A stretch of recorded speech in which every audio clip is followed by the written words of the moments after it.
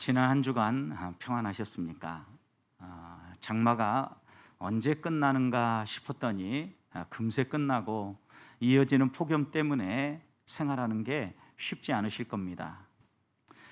그냥 마스크를 벗고도 생활하기 쉽지 않은 날씨이죠. 그런데 마스크까지 쓰고 일하고 또 활동을 하려고 하니까 여러 가지 불편함뿐만 아니라 건강에 적신호까지 켜지는 시기라고 합니다. 이럴 때일수록 우리는 서로를 배려하고 서로를 격려하고 서로를 지지해주는 힘이 필요합니다.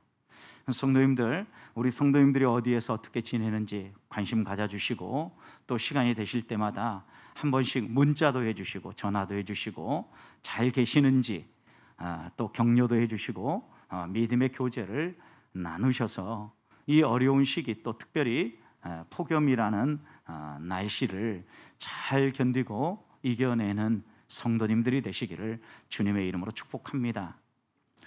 성도는 주변의 환경이 어떠하든지 간에 아무리 이렇게 날씨가 힘들고 또 코로나19와 같은 위협들이 다가와도 언제 어디서나 잊지 말아야 될 정체성이 하나 있습니다. 그것은 하나님의 자녀라는 정체성입니다. 하나님의 자녀는 하나님의 백성이라는 의미이고 또 하나님의 백성이라는 것은 하나님의 형상을 따라 하나님을 드러내며 살아갈 사람이라는 의미를 담고 있습니다. 그런 점에서 성도는 하나님을 드러내 보여야 되는데 하나님을 나타내 보이는 가장 좋은 특징 가운데 하나는 거룩입니다. 그래서 하나님께서는 이스라엘 백성들과 함께하기 위해서 이스라엘 백성들에게 요구하신 게 무엇이었습니까? 거룩이었습니다. 그들이 살아가는 삶의 자리도 거룩해야 되고 또 그들이 행동하는 행동에서도 그리고 마음속에 품은 마음 중심에서도 더 나아가서는 다른 사람과의 관계 속에서도 거룩을 잃지 말라고 우리 하나님께서는 당부하셨죠. 그래서 성도는 어디에서나 어떤 상황에서나 누구를 만나든지 간에 내가 하나님의 자녀라는 것을 잊지 아니하고 이런 정체성을 가지고 구별되게 살아가야 된다는 겁니다.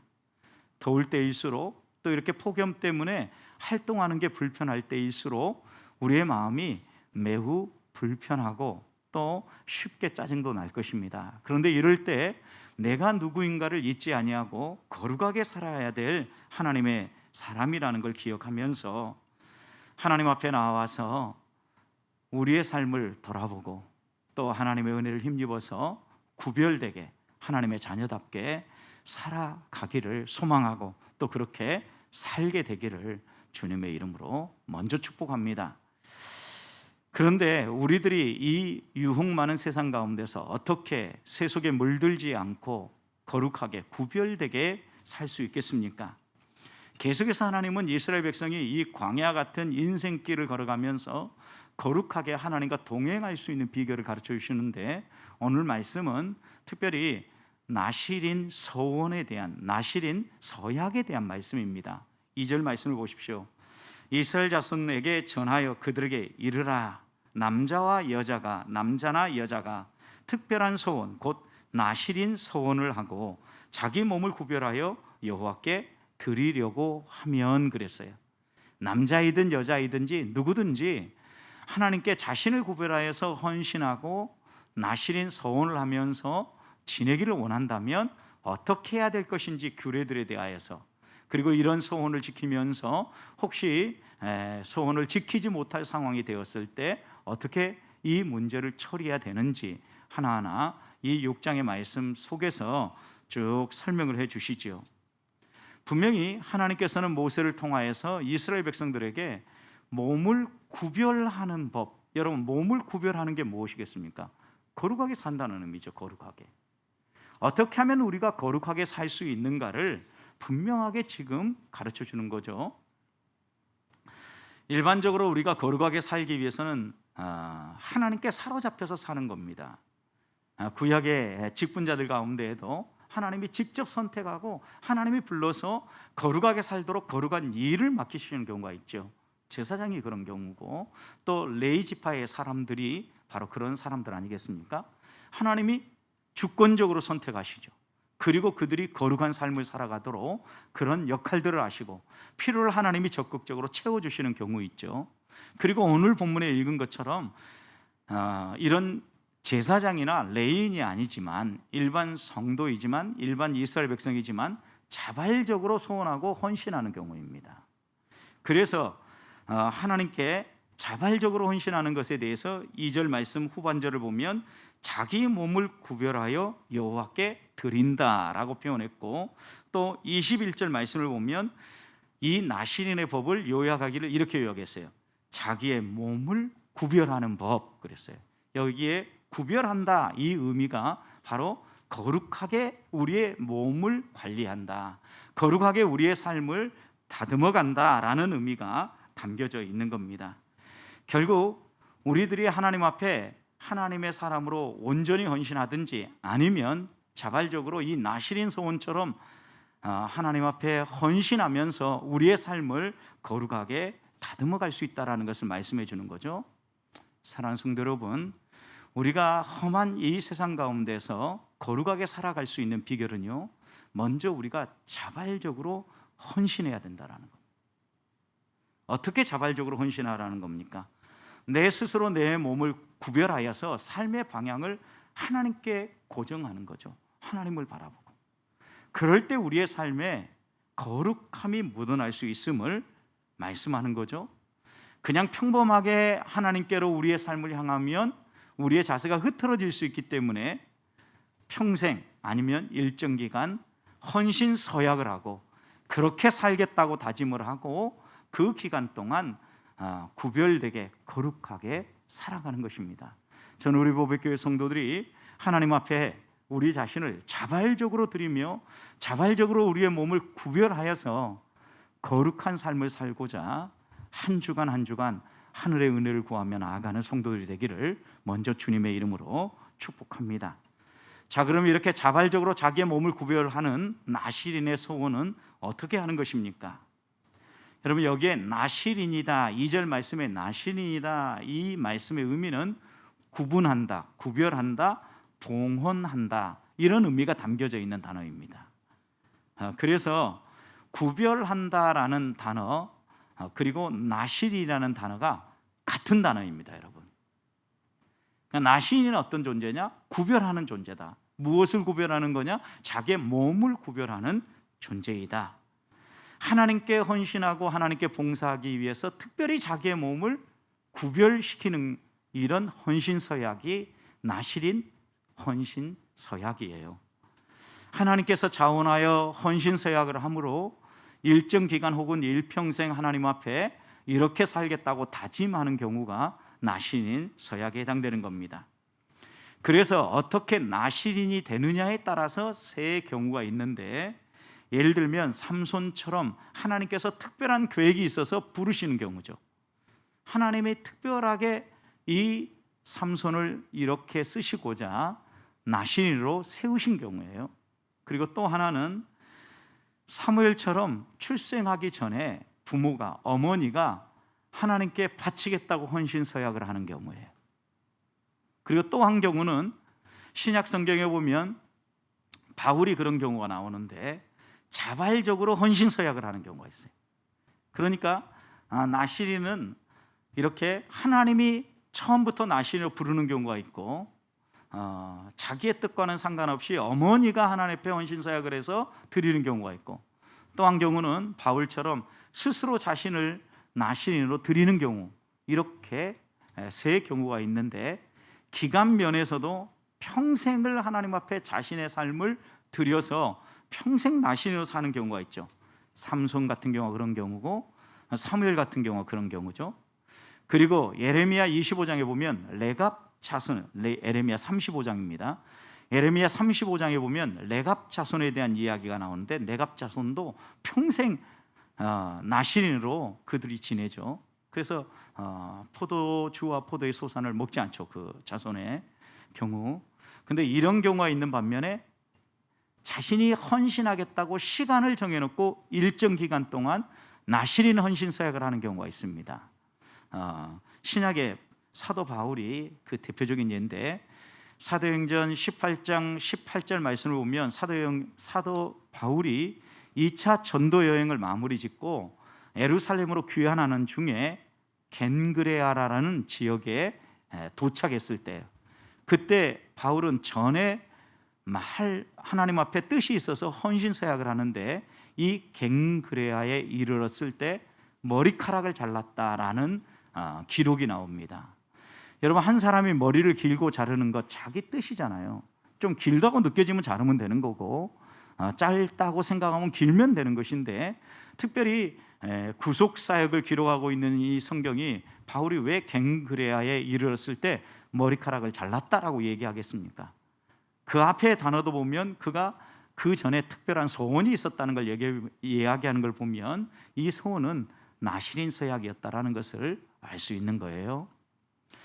그리고 그것만이 아니라 사도행전 21장에 보면 사도 바울이 네 사람의 헌신서약을 한 사람의 기간, 헌신서약하는 기간이 끝날 때 결례를 행하고 하나님 앞에 제사를 드려야 되는데, 이때 필요한 희생 제사의 제물값을 바울이 대신 내줍니다. 그래서 이 네 사람의 헌신서약 기간이 마무리되었다라는 것을 제사장에 보이고 제사를 드려서 정례하는 이런 예가 나오게 되거든요. 신약 성경에 딱 이렇게 두 번 나와요. 여하튼 나시린 서약을 하는데 어떤 방식으로 서약을 하느냐, 얼마 동안 서약을 하느냐에 따라서 이렇게 다양하게 서약을 했다는 것입니다. 그런데 나시린 서약은 하나님이 인간에게 어떤 서약을 시키는 경우도 있지만, 특별한 경우지만, 대부분의 이 나시린의 서약은 인간이 하나님께 소원을 하는 경우입니다. 예를 들면 여러 가지 공경과 어려운 환경에 처했을 때, 하나님, 저에게 이 어려움을 이겨낼 수 있는 힘을 주십시오. 그러면 하나님, 제가 이 공경이 지나간 후에 이렇게 하나님을 섬기겠습니다 라고 서약을 하는 경우죠. 한나의 경우가 바로 그런 예이죠. 여러분, 사무엘상 1장의 말씀을 보면 자녀가 없음으로 인하여서 분인나에 의해 한나는 매우 큰 고통을 겪습니다. 그때 한나가 고백했던 고백, 기도의 내용이 무엇입니까? 사무엘상 1장 11절 말씀 보면 한나는 이렇게 고백합니다. 서원하여. 여기에 서원이 어떤 서원이겠습니까? 하나님 앞에 서약을 하는 거예요. 어떤 서약? 하나님이 이렇게 해주시면 내가 하나님 앞에 평생을 주신 아들을 나시린으로 드리겠습니다 라는 서약이에요. 그래서 그 다음 보면 이르되 만군의 여호와여, 만일 주의 여종의 고통을 돌아보시고 나를 기억하사 주의 여종을 잊지 아니하고 주의 여종에게 아들을 주시면 내가 그의 평생의 그를 여호와께 드리겠나이다, 이렇게 고백하는 경우거든요. 곤경과 어려움에 처했을 때 이 어려움과 공경을 하나님 극복할 수 있도록 도와주십시오 라고 하나님 앞에 간절한 기도를 드리면서 헌신 서약을 하는 경우가 이렇게 있었다는 것입니다. 그렇게 하나님 앞에 헌신 서약을 하고 평생, 예를 들어서 사무엘처럼 일평생 하나님께 드리겠습니다 라고 하는 경우도 있지만, 또 일정 기간 하나님 앞에 드리겠다 라고 이렇게 헌신 서약을 하게 되면 그 기간 동안 대부분의 사람들은 하나님의 뜻은 무엇인가, 하나님의 말씀, 율법을 연구하고 하나님의 뜻을 알아가는데 이 헌신의 시간들을 보냈다고 합니다. 그 다음에 그들이 했던 것은 이 헌신의 기간 동안 하나님의 뜻을 알았다면 그 뜻대로 살아야 되겠죠. 그래서 하나님 앞에서 하나님의 뜻을 묻고 난 이후에는 주의 일을 내가 어떻게 할 수 있을까, 여기에 관심을 두고 주의 일에 자신의 몸을 들여서 헌신했다는 겁니다. 그리고 또 이 기간 동안 했던 것은 자신이 직접 하나님의 뜻을 깨닫고 그 일에 자신의 몸을 들일 뿐만 아니라 주변의 여러 사람들, 함께 이 믿음의 길을 걸어가는 사람들이 하나님께 이렇게 헌신하며 거룩하고 구별되게 하나님의 자녀답게 살아갈 수 있도록 가르치고 지도하는 일들을 이 나시린 서약을 한 사람들이 행했다는 것입니다. 결국 나시린 서약을 하고 그 기간 동안만큼은 일반적인 세상의 일들을 하지 아니하고 특별히 하나님의 일들, 하나님이 원하시는 하나님의 뜻을 알고 하나님의 뜻을 행하는 일, 그리고 하나님의 뜻을 행할 수 있도록 사람들을 가르치는 일들에 자신의 모든 시간을 집중했다는 거죠. 그러니까 이 기간 동안에는요, 하나님과 얼마나 친밀한 관계가 형성되겠습니까? 이 세상의 모든 걸 내려놓고 작정하고 하나님 앞에 이렇게 서약을 하고 일을 하다 보면 아무래도 우리가 하나님과 좀 더 가까워지고 하나님을 더 의지하게 되지 않겠습니까? 사랑하는 성도 여러분, 이런 나실인 헌신 서약을 보면서 우리는 한 가지 되물어야 될 것이 있습니다. 우리는 하나님 앞에 예수 그리스도의 십자가의 구속으로 말미암아 하나님의 것이 된 사람들이다. 결국은 나실인과 같은 존재들입니다. 그렇다고 하면 우리의 시간과 우리의 생각과 우리의 자원들을 무엇을 위해서 사용하고 있는가 우리는 돌아봐야 됩니다. 나실인 헌신 서약을 한 사람들은 철저하게 하나님의 뜻을 찾고 그 뜻을 행하고 또 그 뜻을 나만 아니라 함께 행할 수 있도록 가르치고 교육하는데 많은 시간들을 사용하고 거기에 집중했다면 오늘 우리들도 하나님의 뜻을 알고 하나님의 뜻을 행할 뿐만 아니라 이 뜻을 나 혼자가 아니라 더불어 함께 행하기 위하여 얼마나 나의 시간을 내고 나의 자원을 헌신하고 있는가 돌아보자는 것입니다. 하나님이 원하시는 일, 그것을 찾고 하나님이 원하시는 일을 위하여서 우리의 삶을 드릴 수 있는 보배 교회 성도들이 되시기를 주님의 이름으로 축복합니다. 나실인 서약을 하는 사람은 오늘 본문의 말씀 이어서 3절부터 쭉 읽어보면 세 가지 규례를 꼭 지켜야 했습니다. 첫 번째는 포도나무의 소상과 포도주라든가 독주를 마시면 안 됐죠. 3절과 4절 보십시오. 포도주와 독주를 멀리하며 포도주로 된 초나 또 독주로 된 초를 마시지 말며 포도즙도 마시지 말며 생포도나 건포도도 먹지 말아라, 이렇게 얘기하죠. 여러분, 포도주, 독주를 마시지 말라는 이유는 이해가 되시죠? 이건 중독의 효과가 있고 또 하나 하나님께 집중해서 헌신하고 하나님을 바라보는데 이런 술들은 우리의 집중력을 흐려요. 우리의 집중력을 둔화시키고 마비시키는 효과가 있기 때문에 이런 것들을 멀리하고 하나님께만 집중하라는 거죠. 그런데 이것만이 아니라 포도나무에서 나는 모든 소산물도 먹지 말라고 얘기하는 거예요. 왜 그랬을까요, 여러분? 왜? 여러 가지 해석이 있는데 그 가운데 대표적인 해석 가운데 하나, 또 많은 학자들이 지지하는 해석 가운데 하나는 이것은 가나안 사람들의 삶을 묘사하는 대표라는 거예요. 가나안 땅에 정착해서 농사를 하고 정착 생활을 할 때 그들의 생활의 대표적인 열매를 포도나무로 보았고 포도나무 열매로 보았다라는 거예요. 그래서 이 나실인 헌신 서약을 하는 동안 포도나무의 열매, 포도나무의 소산들을 먹지 않으므로 나는 가나안 사람들의 생활 방식을 따르지 아니하고 하나님만 의지하겠다라는 결단이었다라는 거죠.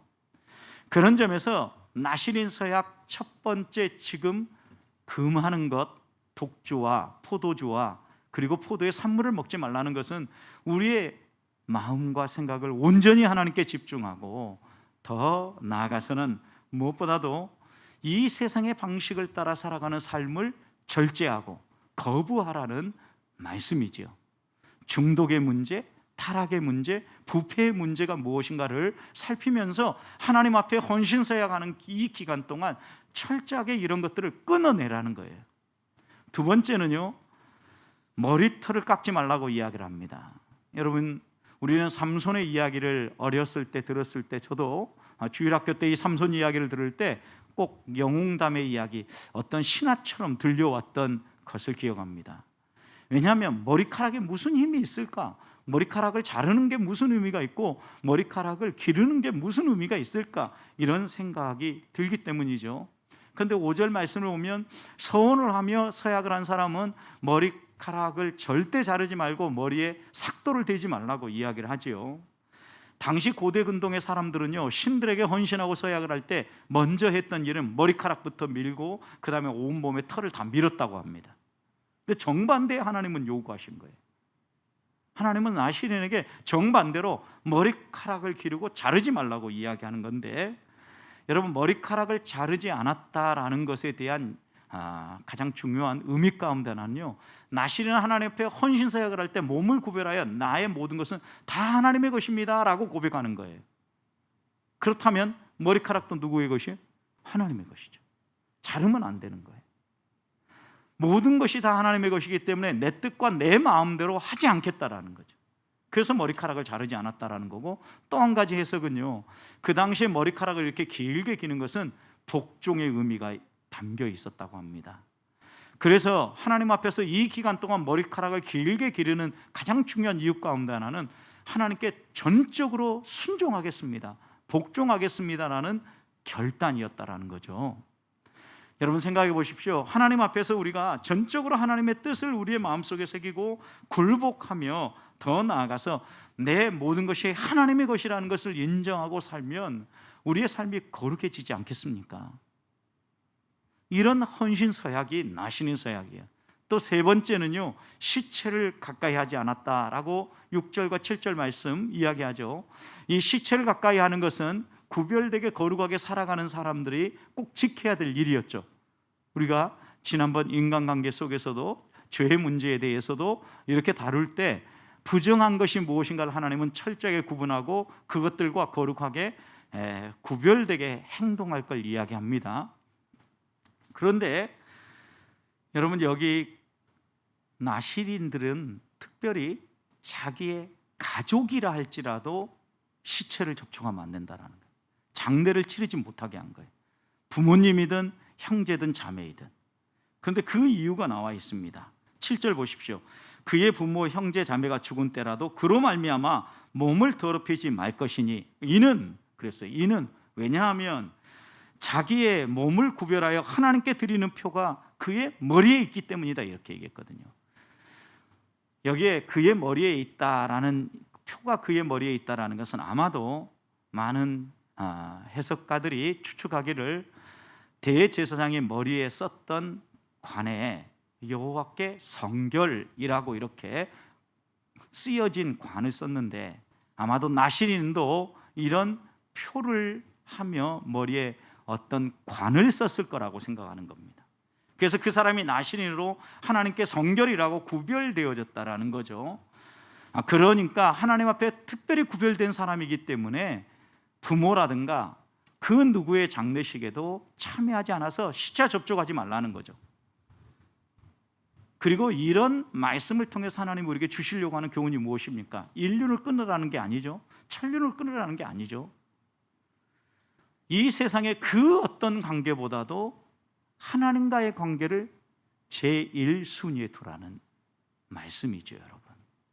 어떻게 생각해 보면 하나님과 이 거룩한 관계를 유지하기 위해서 이 기간 동안은, 이 헌신된 시간 동안은 가족의 장례식이라도 뒤로 하고 하나님 앞에 거룩하게 구별되게 지내라는 당부의 말씀인 겁니다.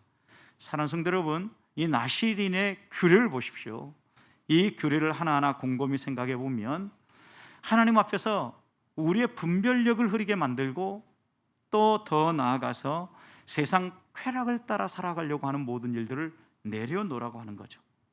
하나님의 다스림에 전적으로 복종하면서 우리를 오염시킬 만한 것들에 대하여서 경계하고 세상의 유혹과 죄를 멀리하면서 하나님과 나와의 관계를 제1순위에 두고 거룩함을 유지하라는 당부입니다. 바로 이런 당부를 마음에 새기고 일정 기간이 됐던 일평생이든 하나님께 헌신한 사람이 바로 나시린인 것입니다. 그렇다고 하면 오늘 우리들도 하나님께 다 드려진 하나님의 사람들 아닙니까? 우리는 얼마나 분별력 있게 죄를 멀리하고 하나님 다스림에 복종하면서 하나님을 제일 우선순위에 두고 살아가고 있는지 돌아보면서 나시린답게 하나님 앞에 온전히 바쳐진 하나님의 사람답게 구별되게 살아가는 성도들이 되시기를 축복합니다. 마지막입니다. 그렇다고 하면 이렇게 구별되게 살아야 되는데 어떻게 구별되게 살아야 되는가? 오늘 우리들에게 이 나시린 서약이 주는 교훈은 무엇인가? 먼저 이런 오해는 하지 말아야 합니다. 여러 가지 공경에 처했을 때 나시린 소원을 하면서 하나님 들어주시면 제가 이렇게 하겠습니다 라는 의미만을 뽑아내어서 내가 공경에 처했을 때 하나님과 딜을 하는 겁니다. 거래를 하는 겁니다. 하나님 이렇게 들어주시면 제가 이렇게 헌신하겠습니다. 하나님 이거 꼭 응답해 주시면 제가 하나님께 얼마를 드리겠습니다. 여러분 이런 의미의 헌신 서약은 아니에요. 오해하시면 안 돼요. 적어도 이 나시린 서약을 통하여서 하나님 앞에서 우리가 깨달아야 될 것은요, 하나님 앞에 분명히 공경에 처했을 때 그 공경으로부터 건져주시길 소원하는 것은 맞아요. 그런데 그것과 관련한 거래가 아니라 하나님께서 나를 지켜주시고 이렇게 인도해 주신 은혜에 대한 감사로서의 헌신이라는 걸 잊지 말아야 합니다. 하나님이 들어주셨으니까 그 들어주신 것에 대한 거래의 반응이 아니라 하나님은 언제나 우리들에게 이렇게 베푸시고 은혜를 베푸셔서 이끌어 가시는 분이시기 때문에 그 은혜에 대한 감사의 표현이 우리의 헌신 서약이 되어야 된다는 겁니다. 그래서 나시린 서약을 보십시오. 나시린 서약은요, 내 모든 것이 다 하나님의 소유입니다라는 서약이에요. 근데 우리 그리스도인들은 생각해 보십시오. 예수 그리스도가 십자가 위에서 죽으시고 우리를 구원하심을 믿을 때 우리는 어떻게 됩니까? 나는 죽고 내 안에 그리스도가 사는 거죠. 우리의 주권이 주께로 이양되는 거예요.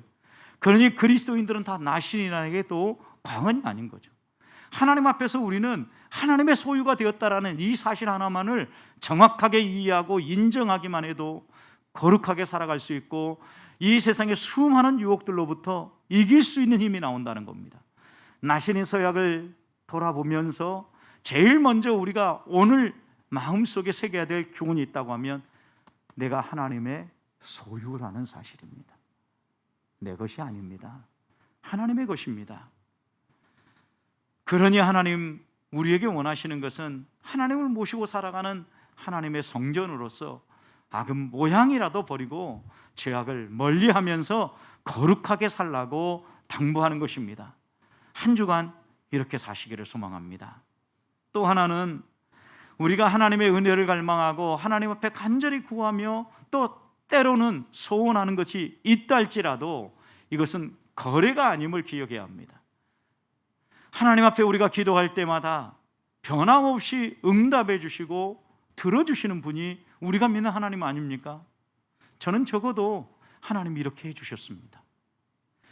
심지어는 어떤 때 제 마음속에 하나님 요즘 지친데 이런 것 좀 필요해요 라고 내 마음속에 생각을 품었음에도 불구하고 그리고 가족과 요즘 이런 일이 없네 라고 한두 마디 했음에도 불구하고 응답해 주시는 경우가 한두 번이 아니었어요. 우리의 생각과 우리의 마음속에 있는 것까지도 하나님은 들으시고 응답하시는 분이시라는 사실입니다. 그렇다고 하면 우리들이 평생 하나님 앞에서 가져야 될 마음의 가짐은 무엇입니까? 바울은 데살로니가전서 5장 16절부터 18절 말씀에서 이 세 가지는 하나님의 뜻이다 라고 이야기하신 게 있습니다. 항상 기뻐하십시오. 쉬지 말고 기도하십시오.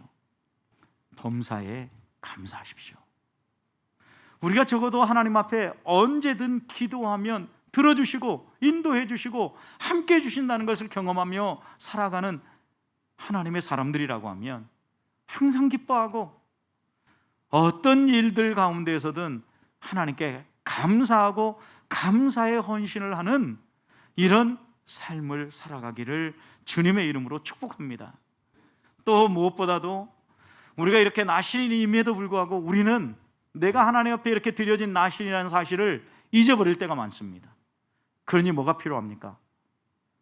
자발적으로 특별히 이스라엘 백성이 하나님의 백성이었음에도 불구하고 헌신서약을 하며 그 일정 기간 동안 자신을 구별했던 것처럼 우리들도 한시적으로라도 하나님 앞에 작정을 하고 특별한 헌신을 할 필요가 있다는 것입니다. 생각해 보십시오.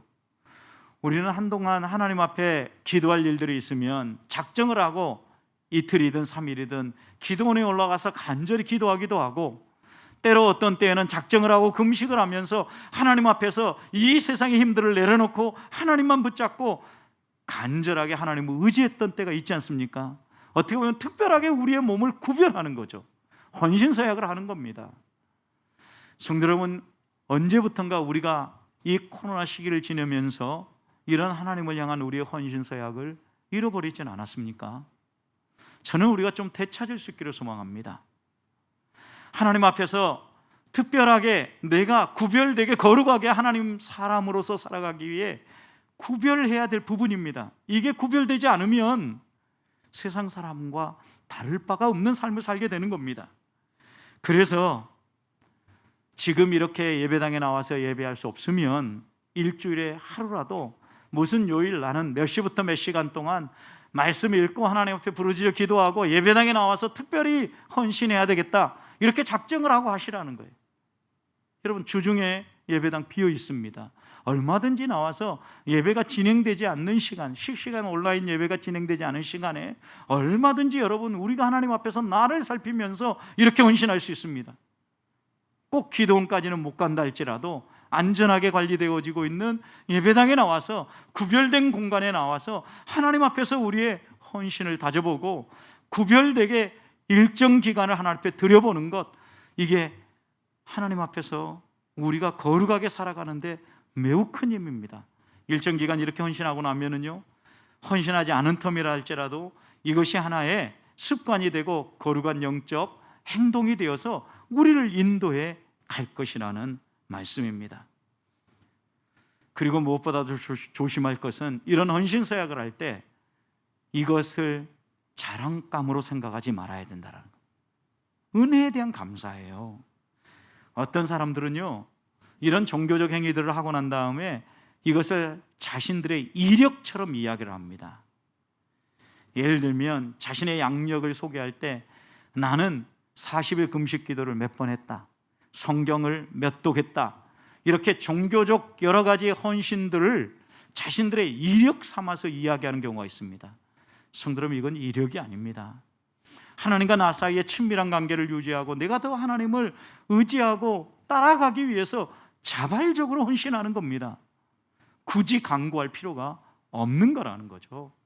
하나님 앞에서 내가 내 스스로 다짐하고 하나님과 나와의 관계를 유지하고 일상생활 가운데서 거룩하게 살아가기 위하여 오늘 이 나시린 서약을 마음에 새기십시다.